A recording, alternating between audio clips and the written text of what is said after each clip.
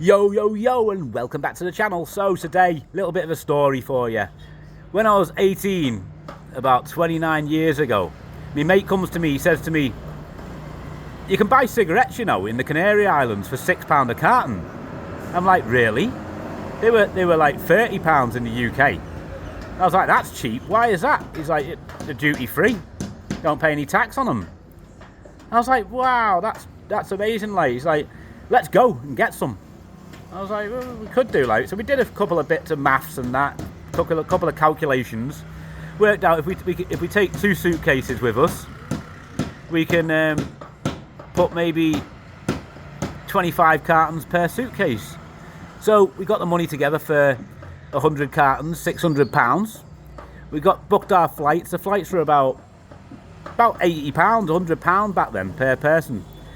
So off we went to East Midlands Airport. We'd got a tip, like, you need to use the small airports where there's no x-ray machines. And the only airports to use was East Midlands, Liverpool or Leeds Bradford. So we took our flight, landed in Lanzarote, went out for the night out, stayed in a little cheap hotel. And the next day, off we went looking for the warehouses, hired a car, found the warehouses where you could buy them, and filled the boot to the brim with cigarettes. They were £6 a carton, just like he'd said. I was like, this is great. Okay, all we need to do is pack them in our suitcases, fly back to the UK, avoid customs, and sell them. How hard can it be? And I tell you what, it was extremely easy. We got all 4 suitcases with about 100 cartons in, back to the UK, sold them the very next day to a guy in a rough area of Liverpool who was doing all sorts. He was involved in all sorts of stuff, and proper little criminal he was. Not unlike myself, obviously, you know, butter wouldn't melt in my mouth. So we ended up selling them, making £6 per carton. We made £600 profit. The other £6 went on the accommodation, the aeroplanes and all that. It worked out pretty much. £6 for the cigarettes, £6 for our costs of travel, accommodation and flights and that, and £6 for profit. Obviously there wasn't much tax to pay on it because I didn't really want to declare that to the taxman. So all the £6 per carton went in our pockets. I thought, this is pretty good, that was easy money, and we had a great time on holiday, enjoyed ourselves for a full week. So I go back to the travel agent, I say to them, is there any flights to Canary Islands where we can fly out and come back like 2 days later? They're like, yeah, you can go to Gran Canaria on Tuesday in 2 days' time. You can fly there and stay there for 2 days, fly back. I was like, sounds good. Give us 4 tickets, please. So went off to get a passport for me mate's little sister who was 15 at the time, and another mate who was 17, and off we went, all 4 of us.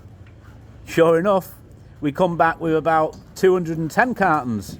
Managed to fit like 55 into the suitcases because there was a couple of pairs of shoes that the girls had brought and all that. They brought loads of shoes. They thought they were going to go on the holiday of a lifetime. They'd never been abroad. So the next trip, I said, listen, I'm banning shoes. If you want to bring shoes, you've got to wear them on your feet. That's it. You can bring 1 pair of flip-flops in your suitcase and a pair of trainers on your feet. You can bring as much clothes as you want to a certain degree, and towels and that, because we needed the towels and the clothes to wrap around the cigarettes so it wasn't too hard, so they couldn't feel the cartons through the cloth suitcases. We wanted them padded out, nice and padded.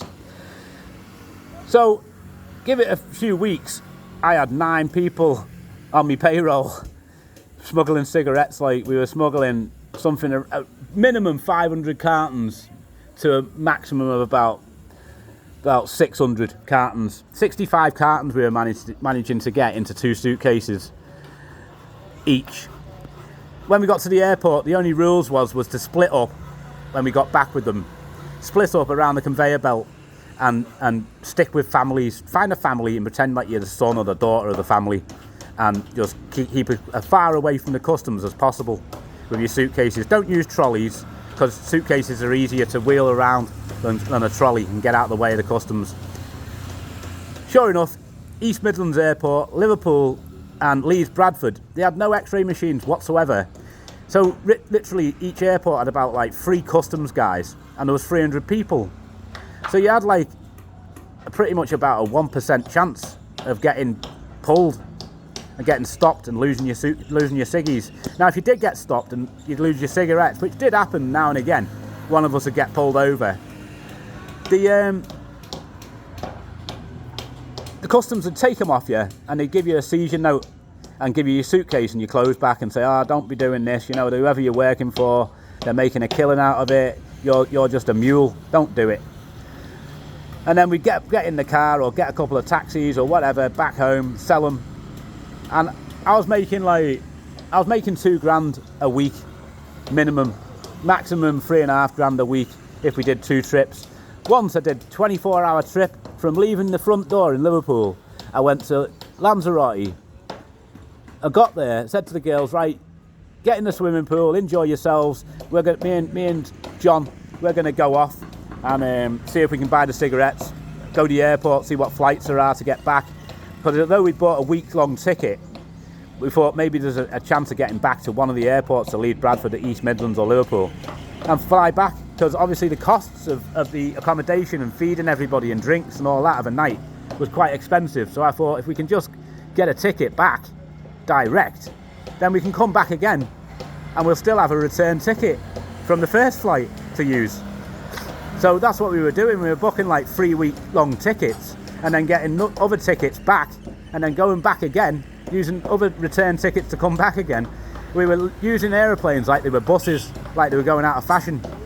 Literally going all over the place, different places. In the end, I had a villa with a swimming pool, 4-bedroom villa with a swimming pool rented in Lanzarote. I had another 4-bedroom villa with a swimming pool in Gran Canaria rented. And we were busy boys and girls, very, very busy. It was an absolute brilliant time. We had all sorts of stuff. I didn't know what to spend the money on. I was like 18. I spent the money on Charlie, on weed, on partying, alcohol, luxury accommodation, Lacoste shorts and t-shirts and all the rest, shoes, trainers, socks, everything was Lacoste. I had Lacoste everything. I was kitted out to death. And then the rest of the money, I was buying nice cars in England with it and waxing it on stupid stuff like, you know, like CB radios that I could listen to the police channels on and stuff like that. New hi-fi system for me car, the latest speakers that you could get, the top of the range Pioneer. Just blew the lot, like enjoying myself. But after a while, things started to go a little bit pear-shaped. Decided we'd take a flight back towards the end of the season. So we've got our ticket. It's the only ticket I've got. There was like 9 of us.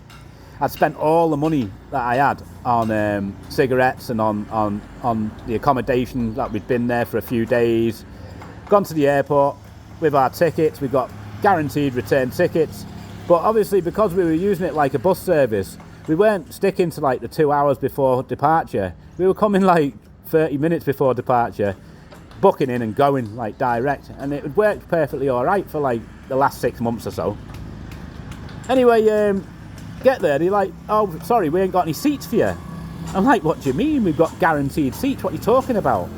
They're like, oh, we didn't think you were coming because you like half an hour before departure, like the gate's about to shut. I said, yeah, but the gate hasn't shut, has it?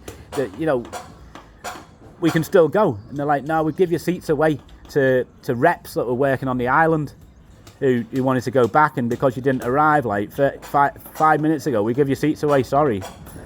I'm like, what the hell? I was like, what we meant to do? Like, it's like, I don't know, like you can get another flight. I looked up when the next flight to Liverpool was. It was like 4 days' time. I had no money. I would have had to sell all the cigarettes to get at like £5 a carton that I'd bought for £6 a carton in Lanzarote to get money to pay for hotels and food for the 9 of us, and would have ended up with no cigarettes to fly back with. So I said, is there anywhere else? Anywhere in the UK. We'll fly anywhere. He was like, yeah, we got Birmingham. I said, that's sound. Give us 9 tickets to Birmingham. So we all jumped on the plane to Birmingham. Anyway, as we're taking the approach to land at Birmingham, I looked out the window. I looked over. I'm like, what the hell is that? Look, I spoke to John. I was like, John, look at this. He looked out the window. He's like, what's that? I was like, that's Birmingham Airport. He's like, oh my God, look at the size of that. I said, yeah, look at the size of that. That's an international airport. They're going to have like X-ray machines in there for sure. Sure enough, we all get off the plane. There's 3 planes landed at the same time. There's 900 people in the airport grabbing the baggage. Next thing, there's like 12 people. Then there's 10. I'm looking around, and we're all spread out around one conveyor belt, all of us, all youngsters, obviously travelling together, like. So, look over to the door, there's the customs guy, innit? Anyway, one of me guys has got his suitcases, he's heading towards the customs guy. The customs guy says to him, excuse me, because we're the last ones, our suitcases, out of everybody in the airport, out of 900 people, ours come off last. And there's another guy who I don't know who he is, sweating on the other side of the conveyor belt. He's obviously got something. I'm like, they've x-rayed all the suitcases, haven't they? Pulled them all off till last, all the ones with cigarettes in. So, sure enough, each guy and each girl that's working with me or for me has been pulled off. My suitcases come out last. I've seen them coming down the conveyor belt. I only had clothes, towels in there, and full to the brim with 65 cartons of cigarettes in the split between the 2 suitcases. I thought, you know what? I don't even know why I'm standing here. I haven't even got any cigarettes. I ain't even got any suitcases. I've got nothing. I don't even know why I'm waiting for my suitcase. I don't have one. So I've walked over to the exit. The customs guy said to me, "Are you not going to pick up your suitcases, son?" I said, "You know what?" I said, "They're not even my suitcases." I said, "I don't even know why. I've been waiting there. I didn't even have a suitcase. Crazy, isn't it?" Anyway, I've walked past him, and he's just let me go. Like, I've just walked out the airport. As I've walked out, there's like 12 tables of customs guys searching through suitcases. There's stacks and stacks of cigarettes piled on all the tables, and every one of me crew has been caught. Every single one of them. I'm like, that sucks big time. So I lost all my ciggy money. I've been spending like a lunatic on stupid shit. Didn't have much money left. Had like $1,000 or something. So got home. I said to John, I said, yeah, listen, tomorrow we'll get in the car, we'll go. We'll go to Belgium, and we'll bring Golden Virginia tobacco back instead. Let's go there. So we've drove to Belgium, and as we're on the way there, John says, yeah, listen, why don't we go to Andorra? It's safer and cheaper there, like a lot cheaper in Andorra for cigarettes.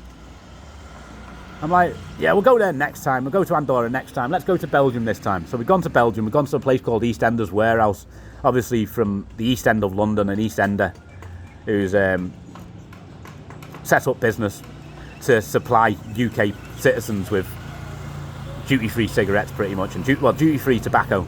They didn't sell cigarettes, just tobacco. So we bought like about $1,000 worth of tobacco. Got it in the car, drove back to England, drove straight through customs, hadn't been stopped, all the way up the motorway, back to Liverpool, and offloaded it, sold it, made a nice profit. I was like, let's go back to Belgium, and he's like, no, let's do Lanzarote again. So all right, let's do it. So we've gone to Lanzarote, done another Lanzarote trip. After that, got back successfully. We've done another Lanzarote trip. We built our money back up. We've got about 5 people working back on the game again. So I've said, let's go to Andorra. Let's check it out. Never been to Andorra. So we've hired a car, right? Drove to Andorra. We've got to Andorra, and I've drove back and forwards through the customs from is it France? From France to Andorra, Andorra to France, France to Andorra, Andorra to France. Done it like 3 times. Haven't been stopped. Thought great. So we drove the car directly to the shop where you can buy the cigarettes. We've filled the boot with, I don't know, it must have been like $3,000 worth of cigarettes, $4,000 worth of cigarettes that we bought, like, filled it to the brim. Drove back to the border. As soon as we got there, some angry looking customs guy stood in front of the car gone, stop. We've stopped. He said, open the boot. Obviously the guy in the shop was in business with the customs guy and grassed us up. He had the number plate of the car and everything, parked the car right outside the shop when we filled it up. So we lost all the cigarettes. The customs guy's like, cigarettes gone. I'm like, oh. He's like, car gone. I'm like, oh, that's not good. I'm like, listen, mate, it's not my car, it's a hire car. It's not my car, you can't take my car. He's like, car gone. You want your car back, you need to pay like €400 and we'll give you your car back. Or €300, I forget what it was. John said, yeah, just fuck it, just leave the car. I'm like, John, we're in the middle of a mountain range. Have you looked around? There's nothing here, what do you want to do, walk home? I said, we need the car. Let's get the car. So, paid for the car, got the car back, drove out of Andorra. It's the only time I went to Andorra doing ciggy smuggling.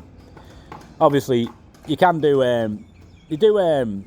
surfboards and stuff like that as well, like, and not surfboards, the boards for skiing. What are they called? Not skis, like the board. I don't know what they're called. But then they do them really cheap as well. So you can bring them back as well from Andorra. But anyway, we never went back to Andorra. Time was moving on, a few years had gone by, and thought, let's go back to Lanzarote, do the Lanzarote. They always work out at Lanzarote in Gran Canaria. Plus we still had 2 villas there anyway that I was paying for. So we started back on the Lanzarote in Gran Canaria. Next thing, Bin Laden blows up the Twin Towers, doesn't he? Or the American government, one of the two. So, no, I didn't say that. And I got a lot of American viewers. Forget I said that. Bin Laden blew up the Twin Towers. So I've said, that's not good. I've looked at the newspaper and I've said, yeah, they're putting X-ray machines in Liverpool Airport. Next thing they're doing Leeds Bradford, then they're doing East Midlands. I'm like, wow, Bin Laden's just killed me business, like, can't believe it. Absolutely wrecked my business. So we did one more trip, and sure enough, when we come back into Liverpool Airport, bang, we got caught on the X-ray machine. They took all the ciggies off us. They even took the suitcase off us and said, you can carry your clothes, and made us carry our clothes out the airport, like. So that did not go too well. But yeah, great time in my life. Had a really good time, like. Probably the best 2 or 3 years of my life, to be honest with you, like. But there you go, that's it. Am I proud of myself for being a criminal? You're damn right I am. Is there money in crime? Does crime pay? Of course it does. Crime pays. There's big money in crime. Would I recommend you do crime? No, I wouldn't recommend that. Because I've got to be a sensible person and recommend good things to you. So there you go. Thanks for watching my story time, or listening to it at least. Bye bye for now.